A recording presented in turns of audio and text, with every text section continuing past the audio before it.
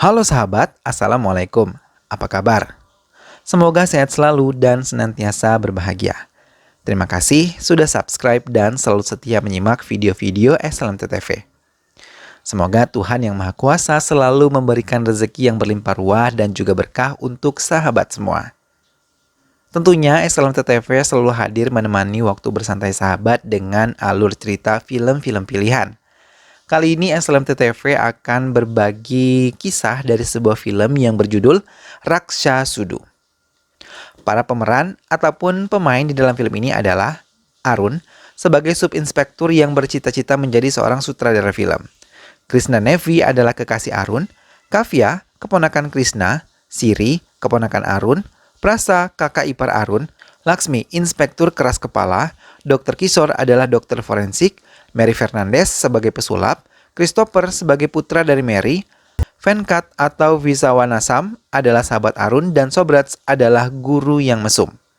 Itulah para pemeran ataupun pemain di dalam film ini. Selanjutnya langsung saja kita simak alur cerita selengkapnya dari film ini. Tapi sebelumnya, dukung selalu SLMT TV dengan cara klik like, komen, share, dan juga subscribe. Jika sudah, ini dia alur cerita film selengkapnya.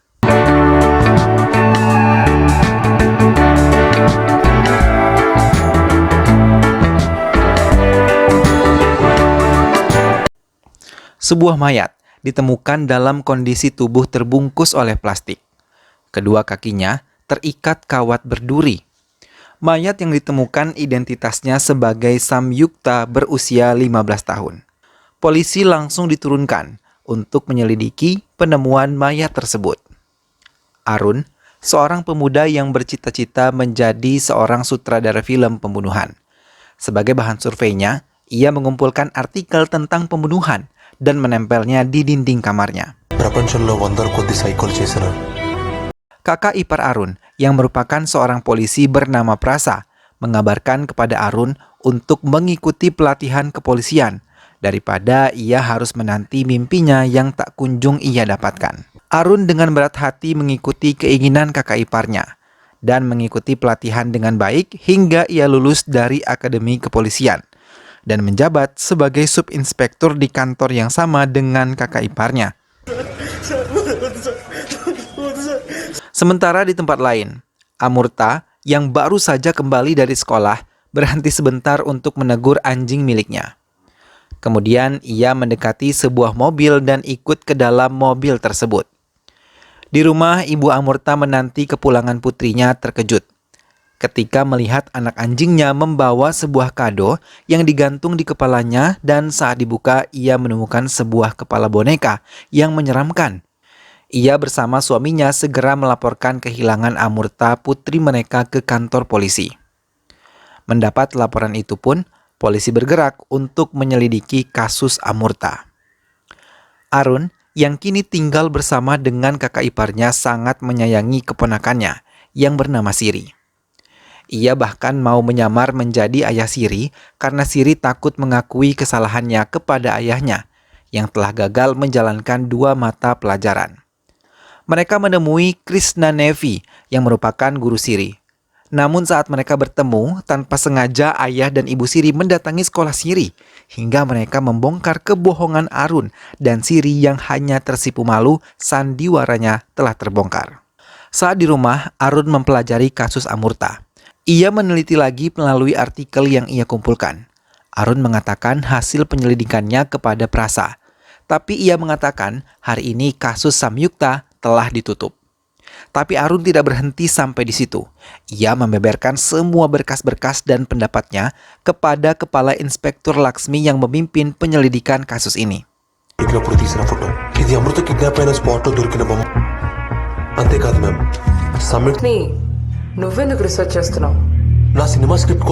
Tapi Laksmi mematahkan semua argumen dan pendapat Arun, bahkan mengancamnya. Malah meminta Arun pergi meninggalkan ruangan itu. Polisi mendapatkan laporan warga menemukan sebuah mayat di area rel kereta api. Arun mengikuti semua polisi yang bergerak ke sana. Mereka menemukan tubuh Amrukta sudah tidak bernyawa dan sama persis dengan penemuan Samyukta. Arun terkejut dan yakin kalau ini dilakukan oleh pelaku yang sama. Setelah itu, Arun pergi ke rumah orang tua Samyukta. Mereka juga mengatakan kalau tidak menemukan kotak kado juga. Kemudian Arun mendatangi asrama Samyukta. Di sana ia menemukan kotak kado yang dikirimkan si pelaku untuk Samyukta. Arun mengatakan kepada Laksmi, ia ingin kasus Samyukta diangkat kembali karena ia yakin pelaku adalah orang yang sama. Arun juga meminta kepolisian tidak mengekspos jenazah Amurta bahkan kepada kedua orang tuanya. Tapi Laksmi tidak menyetujui saran yang diberikan oleh Arun. Bahkan ia mengusirnya dari ruangan itu dan memandang rendah jabatan Arun di Departemen Kepolisian. Tapi komisaris menyetujui saran yang diberikan Arun untuk membuka kembali kasus Amrukta. Siri diantar ayahnya memasuki kelas baru yang sedang mempelajari sebuah mata pelajaran. Semua murid yang berada di kelas tersebut terlihat tegang dan penuh rasa takut. Sobraj, guru yang ditakuti murid-muridnya, meminta semuanya meninggalkan kelas kecuali satu murid yang telah gagal mengerjakan soal yang telah ia berikan. Semua temannya diizinkan untuk melihat pertunjukan sirkus di aula. Sementara siswi yang dikurung diminta Subraj menutup pintunya dan meminta muridnya melakukan hal yang ia perintahkan. Setelah beberapa lama, ia dikeluarkan lagi dari kelas dan menangis sejadi-jadinya sambil menahan rasa mual di mulutnya. Lagi-lagi sepasang suami istri melaporkan kehilangan putri mereka bernama Mera yang merupakan teman satu sekolah Siri.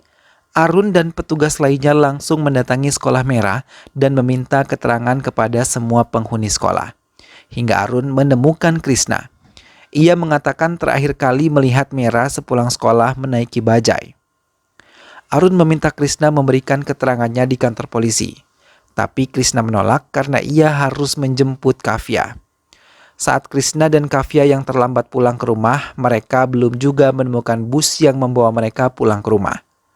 Mereka malah diganggu oleh beberapa preman hingga mereka berlari menghindarinya.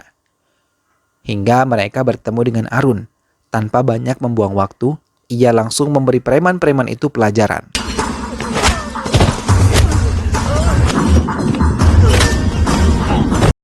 Setelah selesai memberi mereka pelajaran, Arun mengantarkan Kavya dan juga Krishna kembali ke rumah. Sejak hari itu, hubungan di antara mereka menjadi lebih dekat. Arun merasa senang karena sejak pertama kali bertemu dengan Krishna, ia sudah mulai jatuh cinta. Arun dan kakak iparnya yang berada di tengah jalan menuju tempat ditemukannya tubuh Mera. Tubuh Mera ditemukan di bak sampah dalam kondisi sama persis dengan penemuan tubuh Samyukta dan juga Amurta. Di telepon, Krishna mengatakan ciri-ciri bajai yang ditumpangi terakhir kalinya oleh Mera. Sambil menelpon Krishna, ia melihat ke arah bajai yang perlahan pergi meninggalkan tempat itu setelah menurunkan Arun dan juga Prasa. Setelah mendengarkan ciri-ciri yang dikatakan Krishna, Arun berlari mengejar bajai yang telah ia tumpangi. Sama persis dengan ciri-ciri yang disebutkan oleh Krishna. Arun membawa supir bajai tersebut, namun supir tersebut malah mengatakan ia tidak mengetahui apa-apa karena ia hanya membawa Mera ke rumah Sobraj. Dan setelah mengetahui alamat Sobraj di daerah Cikadapali, mereka langsung memeriksa semua yang ada di rumah tersebut.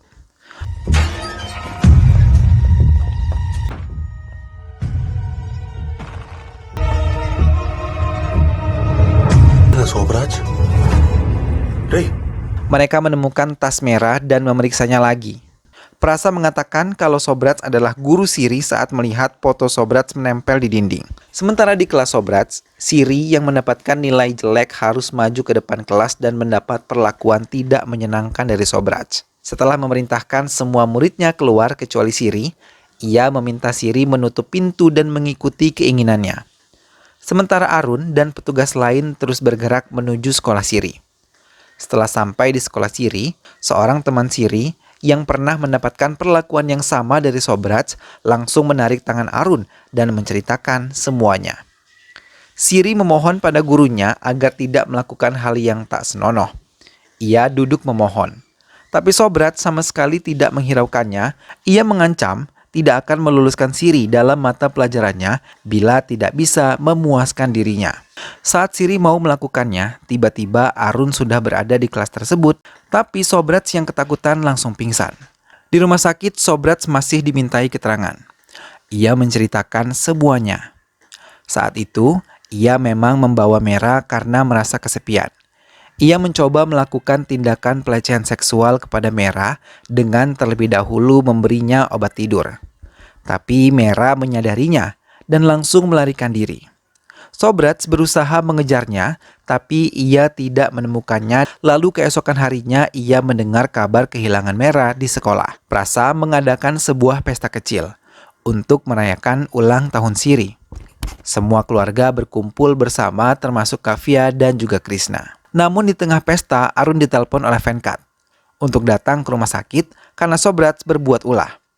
Dengan cepat, ia langsung menuju rumah sakit dan melihat Sobrats menyandera salah satu dari mereka. Arun mencoba memberi saran kepada Laksmi, tapi lagi-lagi ia tidak mendengar apa yang disarankan oleh Arun. Tanpa menunggu perintah dari Laksmi, ia menuruni lantai atas dan menunggu di bawah. Sementara Laksmi terpaksa melepaskan Sobrats dan membawa sandranya masuk ke lift. Arun terduduk diam di tangga. Ia mendapat telepon dari Krishna dan mengatakan kalau Siri telah menghilang. Arun pulang dengan segera. Semua polisi dikerahkan untuk mencari keberadaan Siri. Arun menyelidiki dari rekaman handycam di salah seorang keluarga. Ia melihat seorang pemuda menggandeng Siri dan keluar rumah.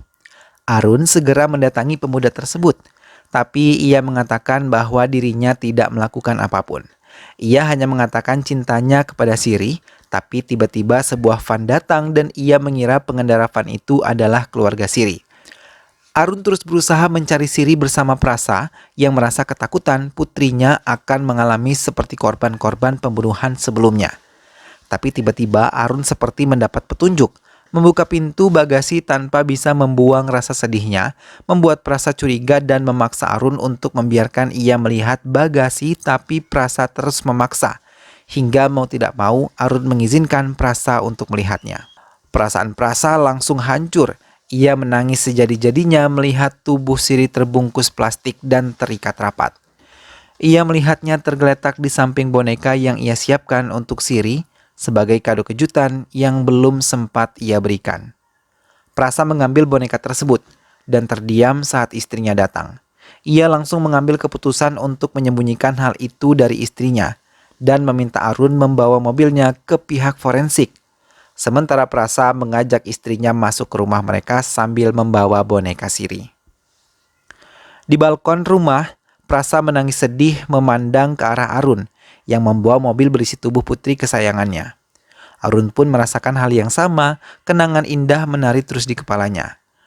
Karena semenjak Siri dilahirkan hingga sekarang mereka selalu bersama-sama. Dengan tangannya sendiri, ia menggendong tubuh Siri yang terbungkus plastik ke ruangan Dr. Kishore dan menyaksikan langsung Dr. Kishore mengatopsi tubuh keponakannya itu. Sejak peristiwa itu, Prasa yang sama sekali tidak mengatakan apapun kepada istrinya, memutuskan untuk mengajukan cuti ke kantornya dan mengajak istrinya menenangkan diri lalu pindah ke kota lain, meninggalkan Arun sendirian di kota itu. Dengan perasaan kecewa, Arun kembali ke rumah. Ia meluapkan emosinya dengan menghancurkan semua barang-barang yang ada di rumahnya, membuat Krishna menangis sedih dan mencoba untuk menenangkannya. Kavya yang tidak dapat mendengar dan memiliki alat bantu dengar dilengkapi dengan alat perekam otomatis menempelkan alat tersebut pada Arun. Ia mengatakan sangat takut ketika melihat Arun menghancurkan barang-barang tadi. Melihat alat bantu dengar tersebut, Krishna mengatakan kalau Mera juga memiliki benda yang sama karena Mera juga tidak dapat mendengar. Mendapatkan keterangan seperti itu, Arun segera menemui Dr. Kishore dan meminta alat bantu dengar yang ada kepadanya. Krishna dan Arun mendengarkan rekaman yang ada di alat tersebut. Mereka mendengar jerit ketakutan dari Mera saat mengalami siksaan, namun samar-samar ia mendengar suara piano yang membuat Arun mencurigai suara tersebut. Walaupun telah diskors dari Departemen Kepolisian, tapi Arun tetap menyelidiki kasus kematian Mera dengan mencari bukti-bukti baru. Semangatnya kembali hadir saat ia menemukan suara tersebut. Hingga ia terus mencari keberadaan suara itu sampai akhirnya dirinya mendapatkan informasi jika suara tersebut berasal dari suara pesulap yang biasa hadir di pertunjukan sekolah-sekolah. Arun bersama temannya mendatangi sekolah Amurta. Samyukta dan Mera untuk memastikan pesulap itu pernah menggelar aksinya di sekolah mereka. Kepala sekolah yang mereka datangi pun membenarkannya. Arun meminta timnya menyelidiki pesulap itu dalam waktu dekat ini telah bermain di sekolah mana. Tak lama, Venkat melaporkan kalau pesulap itu telah bermain di sekolah Bunda Teresa. Arun beserta timnya langsung meluncur ke sekolah Bunda Teresa dan melihat rekaman aksi sulap yang telah terjadi. Kali ini, pesulap tersebut mendekati Sanjana. Tim Arun mengikuti Sunjana yang baru saja pulang dari sekolah. Tapi mereka tidak menyadari kalau Sunjana memiliki saudara kembar dan mengatakan Sunjana masih berada di sekolah untuk mengikuti kelas musik. Saat mereka mengejar ke sekolah, Arun meminta tim IT-nya untuk ikut menyelidiki keberadaan Sunjana melalui nomor telepon yang telah ia berikan. Mereka mengatakan kalau Sunjana bukan berada di sekolah. Mereka mulai mengikuti petunjuk bagian IT, namun saat Sunjana berada di Jawahar Balaji Nagar, HP-nya tidak dapat dilacak karena sinyalnya menghilang. Sementara Sunjana yang tersadar dari pingsannya sangat ketakutan. Tapi, ia mengingat pesan Arun untuk tidak panik hingga ia berbohong kepada pesulap itu untuk izin ke kamar mandi. Ia mencoba mengambil handphonenya dan menelpon Arun saat sinyal sudah ia dapatkan. Dengan penuh air mata ia menelpon Arun dan menceritakan semua yang terjadi kepada dirinya. Pihak IT langsung mengabari posisi Sunjana dan Arun pun memasuki sebuah rumah yang dicurigai tempat penculik itu bersembunyi. Sunjana yang mengunci diri di kamar mandi mengikuti petunjuk Arun untuk lompat dari jendela kaca. Tapi sayang, jalan yang ia ambil hanya berputar-putar di ruangan itu saja hingga ia berhasil ditangkap lagi oleh pesulap itu. Arun yang tiba di sebuah rumah mulai menyelidiki setiap ruangan yang ada hingga ia mencurigai ada sebuah ruang bawah tanah. Tanpa ragu, ia langsung mendatangi ruang bawah tanah tersebut dan melihat Sunjana telah tergeletak lemah. Ia menunjuk pesulap itu pergi. Arun dan teman-temannya berusaha mengejarnya, tapi mereka gagal mendapatkan pesulap tersebut. Arun dan timnya kembali ke ruangan bawah tanah tersebut dan memeriksa keadaan di dalamnya. Hingga Arun menemukan beberapa koleksi foto-foto si pelaku. Ia mengingat sesuatu ketika memegang sebuah foto dengan cepat. Ia kembali ke kamarnya dan memeriksa semua artikel yang ia tempel untuk mencari foto yang sama dengan yang ditemukan di rumah pesulap tersebut. Hingga ia menemukannya dan membacanya dengan seksama. Ia juga meminta timnya untuk mencari keberadaan Jaya Prakas yang menangani kasus lama. Setelah mendapatkan alamat barunya, Arun dan Venkat menemui Jaya Prakas dan menceritakan semuanya sambil membawa artikel-artikel yang ia punya. Jaya Prakas mengatakan kalau pesulap itu bernama Mary Fernandez. Ia memiliki seorang anak yang mengalami kelainan hormon. Ia lebih tua dari umurnya dan semua teman-teman di sekolahnya tidak mau menerimanya. Hanya satu temannya yang bernama Sophia mau menjadi temannya, dan mereka pun berteman baik. Tapi lama-kelamaan Christopher merasa jatuh cinta kepada Sophia. Ia mencoba mengatakan perasaannya kepada Sophia. Karena penyakitnya juga Sophia tidak bisa menerima Christopher. Namun, ia terus memaksa hingga Sophia merasa kesal dan memberinya beberapa buku tentang penyakit Christopher. Dan ia mengatakan kalau penyakit Christopher mengakibatkan ia menderita impoten. Lama-kelamaan kondisi Christopher semakin parah. Ia lebih terlihat tua dari biasanya, tapi ibunya memberi semangat dan penampilan baru untuk membuat Christopher lebih percaya diri. Ia pun menurutinya pergi ke sekolah dengan penampilan baru. Tapi sampai sekolah, Christopher dirundung oleh semua teman sekolahnya dan mengatakan kalau Christopher impoten. Mendapat perlakuan itu membuat Christopher menjadi marah dan menangis sedih di rumah. Ia langsung menghancurkan boneka yang diberikan Sophia. Ibunya sangat sedih melihat putranya dirundung oleh semua teman-temannya. Mary menemui Sophia dan berbohong padanya untuk datang ke rumah untuk mendapatkan hadiah. Jaya Prakas menangkap mereka dan menjatuhi hukuman kepada mereka. Terakhir, ia mendengar kabar kalau mereka telah tewas di sebuah kecelakaan. Jaya Prakas meminta Arun segera menangkap Mary karena berbahaya. Saat di rumah, Arun mendapat telepon dari Jaya Prakas yang sedang mempelajari kasus Mary Fernandez hingga ia menemukan bukti baru dan langsung menelpon Arun. Tak lama setelah menelpon Arun, Mary yang telah sampai lebih dulu ke sana langsung membunuh Jaya Prakas hingga saat Arun datang ia sudah tewas. Arun langsung menelpon Venkat dan mengatakan semuanya yang secara kebetulan ia berada di dekat Christopher yang ia tangkap. Christopher, terkena. Christopher, get down. Dan Venkat mengatakan posisinya yang berada di dekat tempat praktek Dr. Kishore.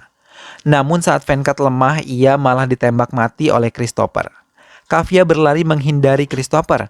Arun langsung menelpon Dr. Kishore dan juga yang kebetulan menemukan Kavya yang berlari menghindari Christopher. Ia membawa Kavya ke ruang praktiknya untuk bersembunyi. Tapi Christopher berhasil melemparkan palu ke Dr. Kishore dan mulai mendekati Kavya. Dr. Kishore memohon agar melepaskan Kavya, tapi Christopher malah membunuh Dr. Kishore. Arun berhasil sampai di tempat itu dan mencoba mencari di tempat Dr. Kishore dan ia yakin Christopher berada di sana saat melihat bola-bola sabun yang digunakan untuk mengelabui Kavya. Saat Arun masuk, ia melihat Christopher tengah berada di dekat Kavya sambil mendekatkan palu ke wajah Kavya. Arun meminta Christopher melepaskan Kavya, tapi ia malah menyerang Arun hingga mereka pun berkelahi. Christopher mengalihkan perhatian Arun dengan sulap-sulapnya hingga membuat Arun terjatuh dan Christopher berhasil mendekati Kavya.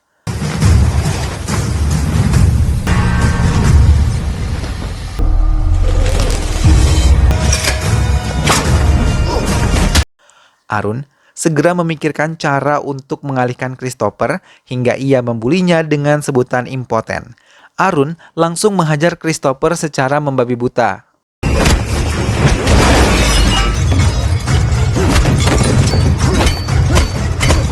Namun Arun terkena kebasan senjata tajam hingga ia terjatuh pingsan, begitupun dengan Christopher.